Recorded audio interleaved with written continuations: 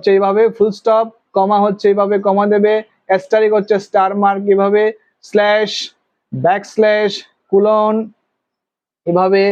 Semicolon একটা dot দিয়ে নিচে কমা, কোলন ড্যাশ দুইটা ডট দিয়ে একটা ড্যাশ হবে, ইলিপসিস হচ্ছে এইভাবে যে আমরা ডট ডট দেই ইলিপসিস, সিঙ্গেল কোটেশন হচ্ছে এইভাবে দেই আমরা কোন একটা ওয়ার্ডকে হাইলাইট করার জন্য, এন্ড ডাবল কোটেশন হচ্ছে কোন স্টেটমেন্টকে কোটেশনের মধ্যে রাখার জন্য। নেক্সট হাইফেন হচ্ছে এইভাবে দেবে, আন্ডারস্কোর নিচে হয় এটা, ভার্টিক্যাল সোজা একটা লাইন, অ্যাপোস্ট্রফি হচ্ছে এইভাবে, আমরা ইংলিশে অ্যাপোস্ট্রফি এস ইউজ করে থাকি, এই অ্যাপোস্ট্রফি দিয়ে এস, এন্ড চিহ্ন হচ্ছে এইভাবে, কোয়েশ্চেন মার্ক এইভাবে, চেক মার্ক আর টিক মার্ক এটা,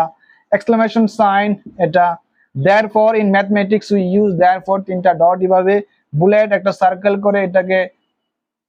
ডার্ক করে দিতে হবে, বুলেট, হ্যাশ, প্রত্যেকের মোবাইলে এই চিহ্নটি আছে হ্যাশ, আমরা বলে থাকি হ্যাশট্যাগ, অ্যাড সাইন এটা হচ্ছে এভাবে, জিমেইল ইমেইলের ক্ষেত্রে আমরা অ্যাড সাইন ইউজ করে থাকি। So this are some important signs which we use in English. So I hope you understood all this.